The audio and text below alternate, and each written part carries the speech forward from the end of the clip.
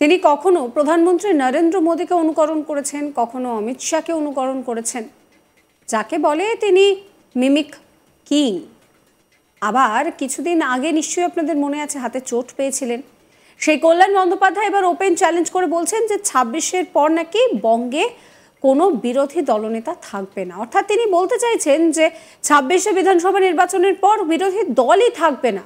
ভাবতে পারছেন কত বড় চ্যালেঞ্জ? তিনি বলছেন লিখে রেখে দিন, ২৬-এর বিধানসভা নির্বাচনের পর পশ্চিমবঙ্গে কোনো বিরোধী দলনেতা থাকবে না, কোনো বিরোধী দল ৩০টি আসন পাবে না। ২৬-এর বিধানসভা ভোট নিয়ে বিস্ফোরক মন্তব্য কল্যাণ বন্দ্যোপাধ্যায়ের। তিনি কত বড় চ্যালেঞ্জ করছে ভাবতে পারছেন? তিনি বলছেন যে ২৬-এর পর নাকি পশ্চিমবঙ্গে কোনো বিরোধী দলনেতা থাকবেনই না। তার বক্তব্য শুনে মনে হচ্ছে তিনি যেন ২৬-এর বিরোধীদের ভবিষ্যৎ চোখের সামনে দেখতে পাচ্ছেন। তবে তার করা এই মন্তব্য সত্যি যদি হয় তাহলে কি তা গণতন্ত্রের জন্য ভালো হবে সে প্রশ্ন উঠছে। কারণ গণতন্ত্রে পক্ষ বিপক্ষ দুদলেরই ভীষণ প্রয়োজন। বাংলায় বিধানসভা নির্বাচনের এখনো বছর দেড়েক বাকি, কিন্তু ২৬-এর নির্বাচনে বিরোধীরা কেমন ফল করবে তা এখন থেকেই বলে দিলেন শ্রীরামপুরের তৃণমূল সাংসদ কল্যাণ বন্দ্যোপাধ্যায়। এবার ডানকুনিতে এক অনুষ্ঠানে এসে তিনি বললেন যে ২৬-এর বিধানসভা নির্বাচনের পর কোনো বিরোধী দলনেতা থাকবে না বাংলায়। কোনো বিরোধী দল ৩০টি আসনের বেশি পাবে না বলেই চ্যালেঞ্জ জানালেন তিনি। এদিন ডানকুনি পৌরসভার ১ নম্বর ওয়ার্ডের বাসস্ট্যান্ড এলাকায় পাম্প হাউস সহ একাধিক ঢালাই রাস্তার উদ্বোধন করেন সাংসদ কল্যাণ বন্দ্যোপাধ্যায়। উদ্বোধনী মঞ্চ থেকে সিপিএম বিজেপিকে তিনি নিশানা করেন। ২৬-এর বিধানসভা নির্বাচনের ফলাফল কি হবে তার ভবিষ্যৎবাণী করে দিলেন কল্যাণ বন্দ্যোপাধ্যায়। তিনি চ্যালেঞ্জ করে বলছেন যে লিখে রেখে দিন, ২৬-এর বিধানসভা নির্বাচনের পর পশ্চিমবঙ্গে কোনো বিরোধী দলনেতা থাকবে না, কোনো বিরোধী দল ৩০টির বেশি আসন পাবে না। বাংলায় যে উন্নয়ন মমতা বন্দ্যোপাধ্যায় করেছেন, বাংলার মানুষের যে ভালোবাসা তিনি পেয়েছেন তা ভারতের কোনো মুখ্যমন্ত্রী এইভাবে ভালোবাসা পাননি। চ্যালেঞ্জ করছেন তিনি। কি বলছেন কল্যাণ বন্দ্যোপাধ্যায় শোনাবো। আমাদের কাজ আমরা করব, আপনারা শুধু আমাদের পাশে থাকবেন, আশীর্বাদ করবেন, দিদির জন্য দোয়া করবেন। দিদি যেন সুস্থ থাকে, দিদি যেন ভালো থাকে।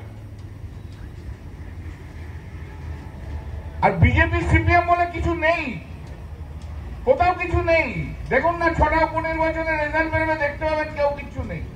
আর লিখে রাখুন, আগামী ২০২৬ সালে পশ্চিমবাংলায় কোনো বিরোধী দলনেতাও হবে না, ৩০টা সিটও পাবে না কোনো রাজনৈতিক দল। লিখে রাখুন, আপনারা লিখে রাখুন। এখন যে বাংলায় যে উন্নয়ন মমতা বন্দ্যোপাধ্যায় করতে পেরেছে, বাংলার মানুষের যেভাবে ভালোবাসা মমতা বন্দ্যোপাধ্যায় পেয়েছে, বাংলার মানুষের বিশ্বাস যেভাবে মমতা বন্দ্যোপাধ্যায় পেয়েছে, ভারতবর্ষের কোন মুখ্যমন্ত্রী এইভাবে ভালোবাসা পায়নি মানুষের কাছ থেকে। এরপরেই সিপিএমকে খোঁচা দিয়ে কল্যাণ বলেন যে দেখি কত পাকা মাথা আছে, সেটা আমাকে দেখতে হবে। সিপিএম মরা দলে পরিণত হয়েছে, ডাক্তার নিয়ে বেঁচে থাকার চেষ্টা করছে। সেলিম বড় বড় কথা বলে, ও যেখানেই যায় সেখানেই হারে। সেলিম যতদিন থাকবে সিপিএম ততই ডুববে, ডুবে ডুবে শেষ হয়ে যাবে। কি বলছেন তিনি শোনাবো। দেখি কত পাকা মাথা আছে ওদের সঙ্গে, সেটাই আমাকে দেখতে হবে আগামী দিনে। কত বৃহত্তর ষড়যন্ত্র আছে, সেই ষড়যন্ত্রটাকে ফাঁস করতে হবে মানুষের কাছে।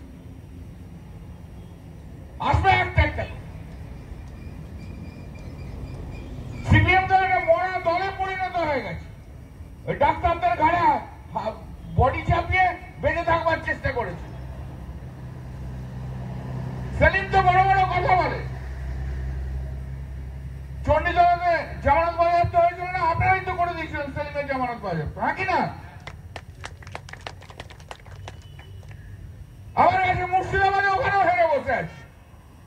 ও যেখানেই যায় সেখানেই হারে। আর সেলিম যতদিন থাকবে সিপিএম তত ডুববে, চিন্তা করবেন না। হ্যাঁ, ডুবে শেষ হয়ে যাবে। এরপরই তিনি বলেন যে থ্রেট দিয়ে তৃণমূলের যত ডাক্তার আছে তাদের সাসপেন্ড করা হচ্ছে। অনেক ডাক্তারকে জয়েন করিয়েছি, সিপিএমের লাল চোখের কাছে হার মানবো না, মাথা উঁচু করে লড়বো। তাদের কত বুদ্ধিজীবী আছে দেখবো। কি বলছেন তিনি শোনাবো। থ্রেট দিয়ে টিএমসি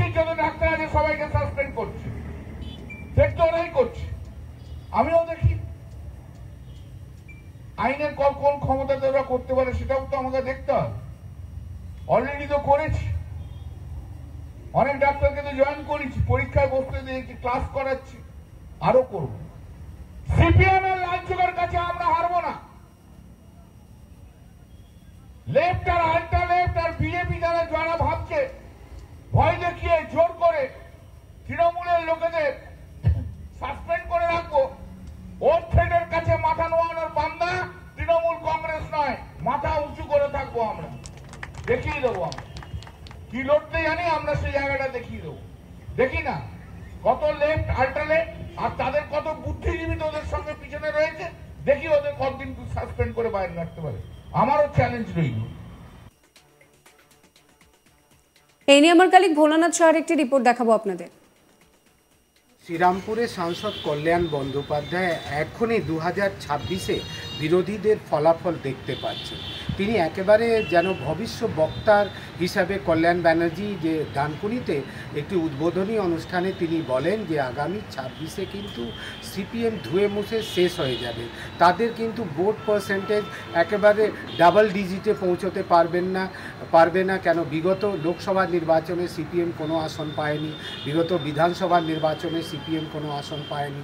সিপিএম একদম মরা দল হিসাবে পরিণত হয়েছে, শুধু ডক্টরদের আন্দোলনকে নিয়ে নিজেকে জীবিত করার চেষ্টা করছে। তিনি বলেন যে আগামী বিধানসভা নির্বাচনে 26-এ বিরোধী দল মানে বিজেপি বিরোধী দলের মর্যাদা পাবে না, কেননা বিরোধী দলের মর্যাদা পেতে গেলে 30টি আসন জিততে হবে, সেটা তারা জয়লাভ করতে পারবেন না। কল্যাণ ব্যানার্জি কথায় একেবারে বাংলার মানুষ কিন্তু তৃণমূল কংগ্রেস এবং মমতা ব্যানার্জির নেতৃত্বকে দু হাত তুলে আশীর্বাদ দিচ্ছে। আগামী 2026 নির্বাচনে কিন্তু বিজেপি আর সিপিএমের কোনো অস্তিত্ব থাকবে না এই বাংলার মাটিতে। কল্যাণ ব্যানার্জি কথায় যে বাংলায় শুধু অশান্তি করে রাজনৈতিক প্রবেশনা ছড়িয়ে রাজনীতি করার চেষ্টা করছে বিরোধী দলগুলি, কিন্তু বাংলা মানুষ কোনো মতোই এটাকে মেনে নেবে না। আগামী 2026 বিধানসভায় দুই বিরোধী দল ধুয়ে মুছে সাফ হয়ে যাবে। কল্যাণ বন্দ্যোপাধ্যায় কি বলছেন শোনাবো আপনাদের আরো একবার। আমাদের কাজ আমরা করব, আপনারা শুধু আমাদের পাশে থাকবেন, আশীর্বাদ করবেন, দিদির জন্য দোয়া করবেন।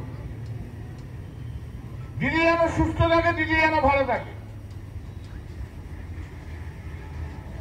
আর বিজেপি সিপিএম বলে কিছু নেই, কোথাও কিছু নেই।